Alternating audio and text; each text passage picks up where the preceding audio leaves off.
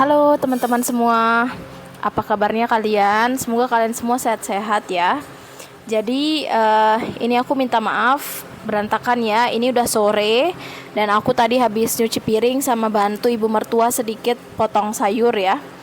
Jadi hari ini videonya simple aja. Aku pingin Q&A sedikit-dikit aja sama cerita tentang aku ya. Jadi aku mau cerita background aku sedikit. Terus kenapa aku bisa nikah sama orang India, aku tinggal di India.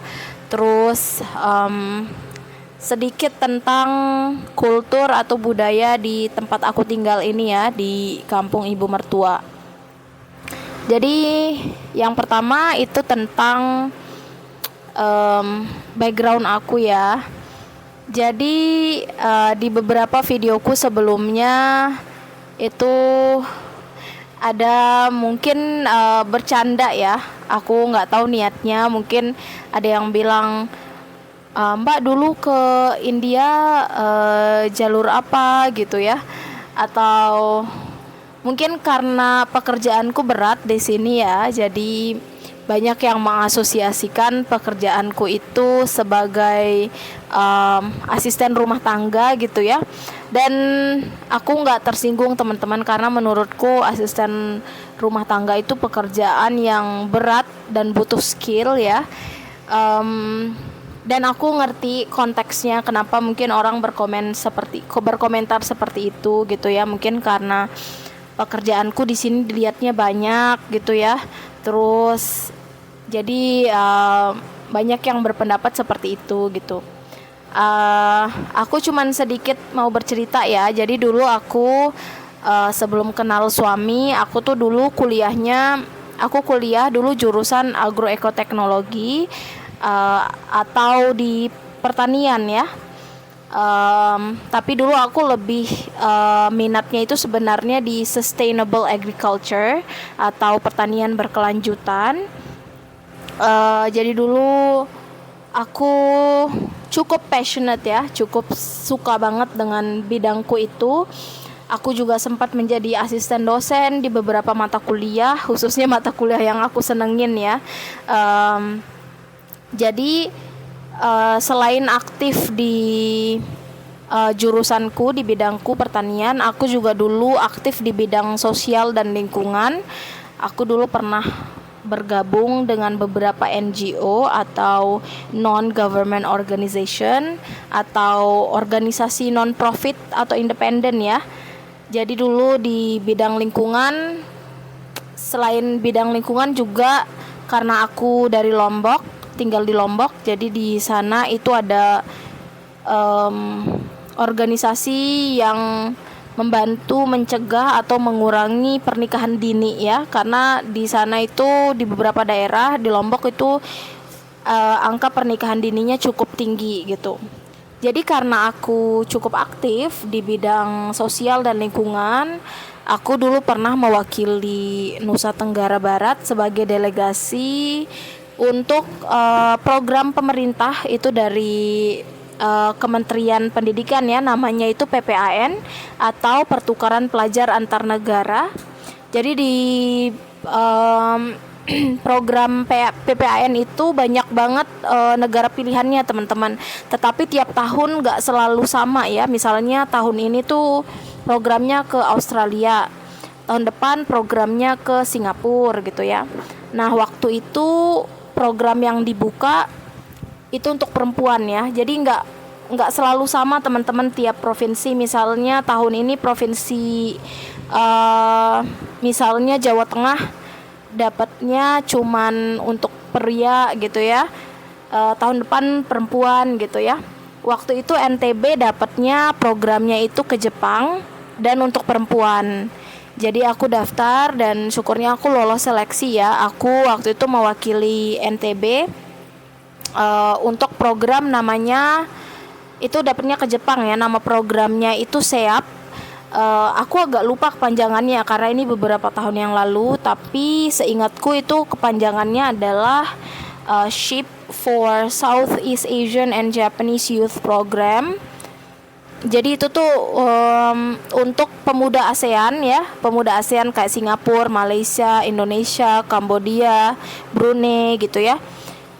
Negara ASEAN dan juga pemuda-pemudi Jepang itu mengirimkan delegasi yang dibiayai oleh pemerintah Jepang langsung. Eh, itu kita dibiayai di kapal pesiar teman-teman. Jadi di kapal pesiar selama 1,5 bulan kita itu bakalan keliling negara ASEAN dan juga ke Jepang. Dan itu biaya yang dikeluarin oleh pemerintah Jepang itu fantastis ya, karena programnya ini udah lama banget, udah 50 tahunan lebih teman-teman. Jadi cuman waktu itu karena COVID ya, jadi aku nggak ke kapal pesiar. Dan aku sebenarnya bersyukur karena aku tuh pemabuk berat teman-teman. Aku nggak bisa bayangin ya kalau aku di kapal selama 1,5 bulan, mungkin aku udah pingsan di kapal itu teman-teman. Karena ya itu aku pemabuk banget. Dan karena COVID, karena kita nggak jadi di kapal pesiar, jadinya kita pergi ke Jakarta ya. Itu biayanya ditanggung sama pemerintah Jepang di hotel yang mewah.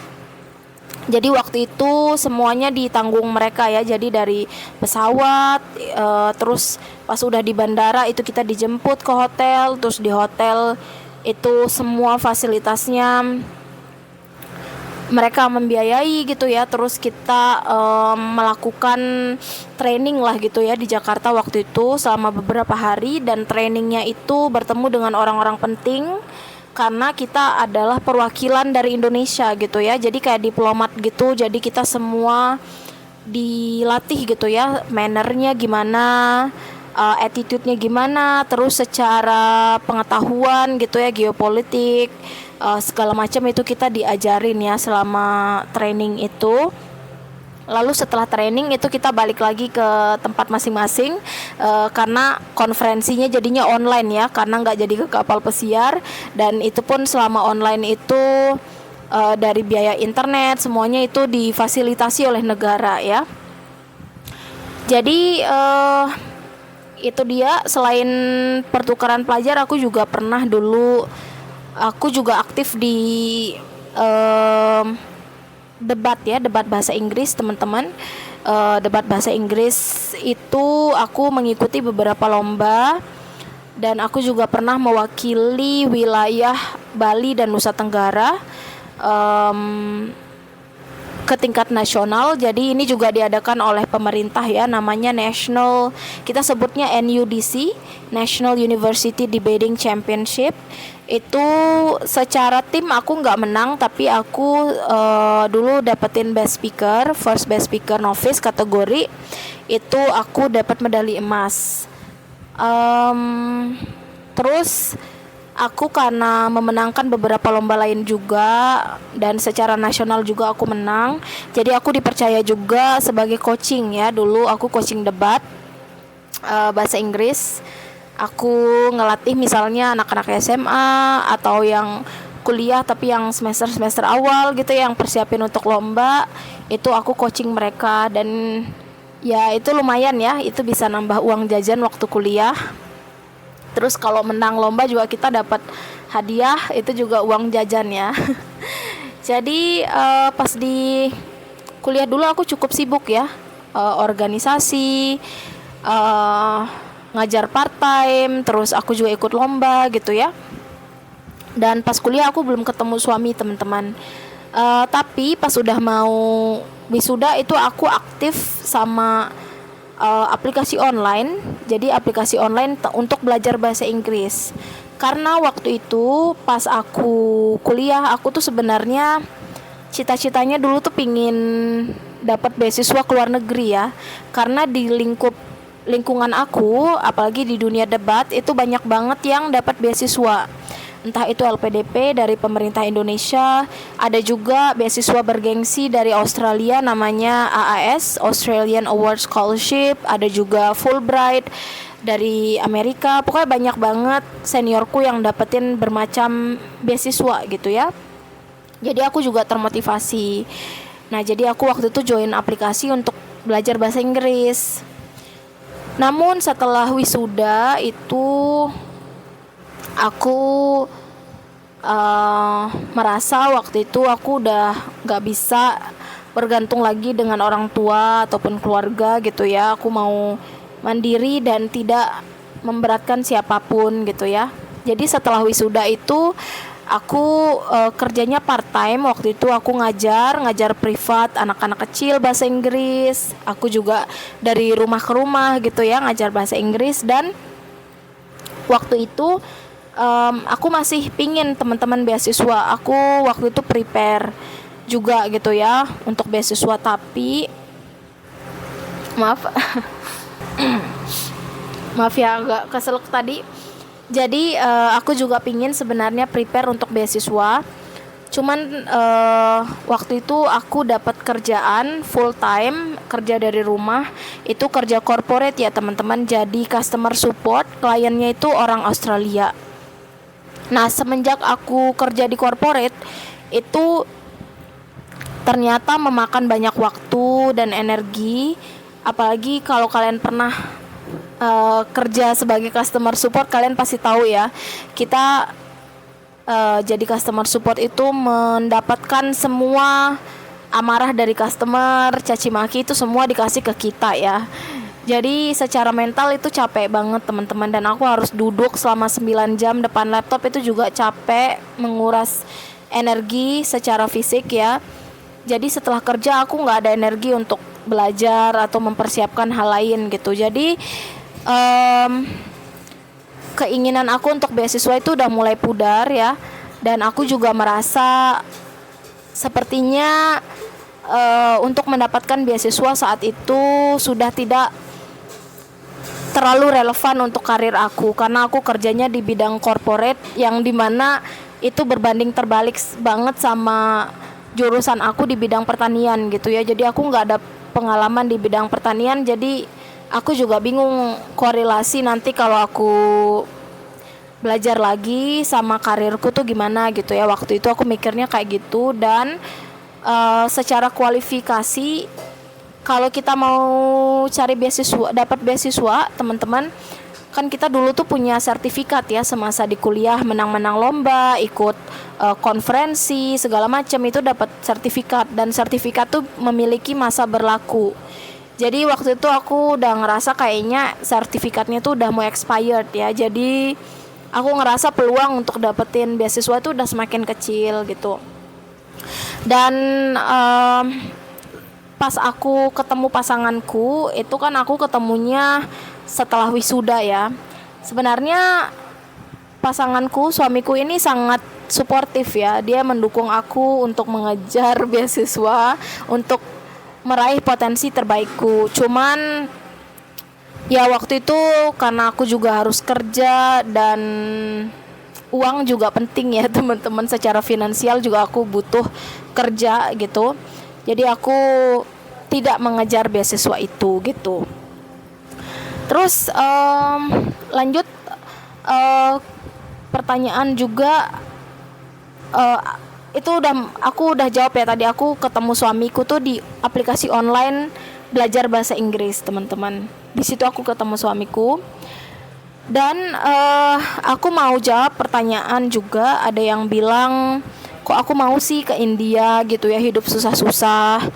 Atau enggak ada yang bilang, kayaknya dulu sebelum ke India aku tuh menghayal bakalan hidup pasanganku nih kayak Sarukan gitu ya, hidup enak-enak.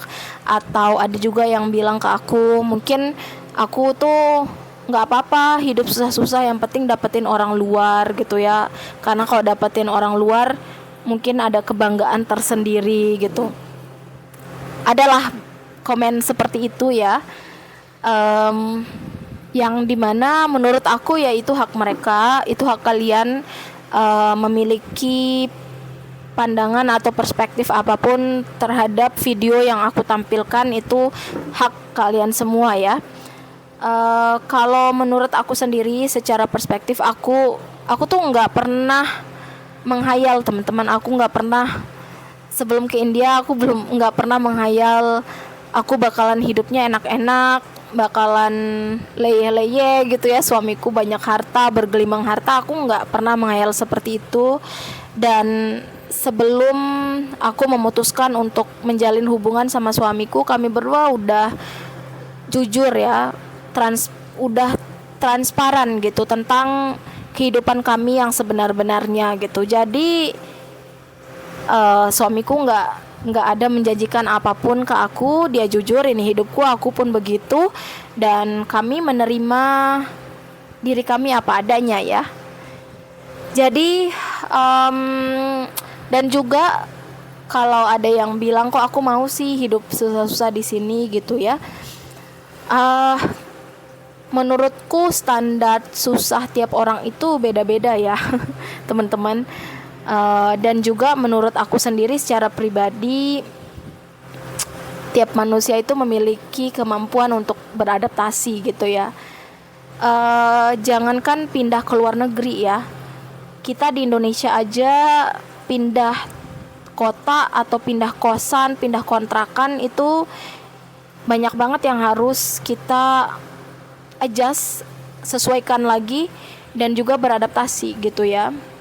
Begitupun ke luar negeri, ke sini ke rumah ibu mertua di desa, pandanganku pun seperti itu. Menurut aku ini adalah tempat baru yang dimana butuh waktu aja buat aku untuk bisa beradaptasi. Yang menurut aku pasti secara bertahap kita akan beradaptasi dengan kebiasaan baru ya. Buktinya sekarang pun setelah aku tinggal di sini, banyak banget kebiasaan baru, adat baru itu terasa lebih familiar buat aku gitu ya. Udah tidak terlalu mengagetkan gitu ya. Yang awalnya mungkin dulu sebagai culture shock buat aku, sekarang udah biasa aja gitu ya. Aku udah bisa membiasakan diri dengan hal-hal baru tersebut gitu. Dan juga kalau misalnya ada yang bilang kenapa jauh-jauh ke India hidup susah-susah, kan masih bisa sama orang Indonesia gitu ya. Gimana ya teman-teman, aku bilangnya ketika kita memilih pasangan pasti tiap orang memiliki prioritasnya masing-masing ya. Aku nggak bisa ngejudge komen-komen tersebut karena mereka juga punya standarnya masing-masing ketika memilih pasangan gitu ya. Aku pun begitu. Yang aku cari dari sebuah pasangan itu prioritasku beda ya. Kayak harta atau misalnya lifestyle itu bukan prioritasku teman-teman. Aku nggak bilang uang itu nggak penting. Uang itu penting ya, secara finansial itu penting ya. Tetapi menurut aku kepribadiannya, tanggung jawabnya, sifatnya, attitude-nya, nilai-nilainya, nilai hidup, prinsip hidup itu jauh lebih penting dibandingkan dengan harta gitu ya. Jadi ya begitu. Aku nggak merasa harta itu adalah hal yang paling penting ketika nyari pasangan. Dan menurut aku suamiku bertanggung jawab ya. Dia bukan yang maksud aku dia bukan yang gak mau kerja atau gimana. Suamiku tetap kerja, pekerja keras. Oke, terus selanjutnya aku mau cerita tentang sedikit kultur di desa ibu mertua ya. Jadi di desa ibu mertuaku ini adatnya masih cukup kental teman-teman. Apalagi kalau misalnya kita sudah menikah, dan aku itu adalah ipar tertua ya teman-teman. Suamiku ini anak pertama dari 5 bersaudara. Jadi suamiku tuh ada memiliki 4 adik laki-laki semuanya. Dan aku jadinya ipar tertua ya di rumah ini. Jadi ipar tertua memiliki tanggung jawab yang lebih besar gitu. Sama kayak suamiku anak pertama juga pasti tanggung jawabnya lebih besar ya. Jadi misalnya kayak kemarin ada pernikahan ya. Waktu itu aku baru balik dari New Delhi. Aku sebenarnya nggak mau ikut teman-teman waktu itu karena aku rasanya waktu itu belum siap ya. Aku masih kotor, belum mandi segala macam, belum bersih-bersih. Aku juga agak capek gitu ya. Tetapi karena aku ipar tertua, itu biasanya kita yang paling sering dicariin gitu ya. Jadi mereka bilang kamu harus datang walaupun cuma beberapa menit gitu. Jadi kita kayak ya begitulah, paling sering dilihat gitu ya, paling sering dicari juga. Dan juga kalau di sini kalau udah nikah teman-teman, misalnya kayak make gelang gitu ya, itu tuh kayak harus gitu kalau udah nikah di sini. Karena ini tuh bukan tentang agama ya teman-teman, ini tuh tentang kultur. Jadi Muslim, Hindu itu di sini make gelang kalau udah nikah. Terus kalau misalnya aku ke pesta atau apa gitu ya, aku juga harus pakai gelang yang lebih banyak gelangnya ya. Kalau di rumah aja tuh 1-2 itu cukup ya. Tapi waktu itu aku ke rumah neneknya suami ya, di kampung, itu lebih kampung lagi, itu aku harus pakai gelangnya semua ya, satu set gitu. Nggak bisa pakai kayak gini. Terus kalau misalnya ke acara gitu ya, yang banyak keluarganya, misalnya banyak keluarga suamiku tuh aku harus pakai penutup kepala, itu namanya palu. Palu itu ya itu kayak menutupi kepala gitu ya. Terus ya itu dia teman-teman, lebih kental ya kalau di sini. Terus selanjutnya tentang pekerjaan rumah ya, karena di sini itu di rumah ibu mertua ini banyak orang ya, ada iparku, ibu mertua aku, suami gitu ya, banyak orang yang tinggal. Jadi pekerjaan itu pasti banyak ya, masaknya pasti banyak teman-teman. Dan nggak mungkin kan kalau yang kerjain itu hanya ibu mertua saja gitu ya. Jadinya kita membagi-bagi tugas teman-teman, dan bagi tugas mungkin kadang aku nggak rekam ya. Ibu mertuaku juga kerjaannya banyak teman-teman di sini. Belum lagi rumah suamiku ini besar ya, halamannya besar, pasti yang dibersihkan juga banyak ya, kayak nyapu halaman, nyapu rumah, jemuran segala macam itu banyak. Jadi kerjaan juga banyak. Jadi kita bagi-bagi tugas. Dan kadang itu aku nggak rekam ya mereka ngerjain, karena mungkin mereka nggak mau direkam karena ngerasa masih berantakan atau gimana gitu ya. Jadi kadang kelihatannya itu mereka nggak kerja gitu. Sama kayak misalnya iparku yang laki juga, biasanya mereka yang kerja-kerja kayak keluar panas-panasan, kayak beli sayuran, belanja mingguan, itu biasanya mereka gitu. Oke teman-teman, gitu aja ya hari ini, ceritanya simple aja. Semoga kalian gak bosen, semoga kalian semua tetap sehat-sehat, semoga kalian urusannya diperlancar. Terima kasih udah selalu support, selalu ngasih feedback, selalu like dan komen video aku. Terima kasih banget teman-teman. Gitu aja ya, see you in the next video, bye bye.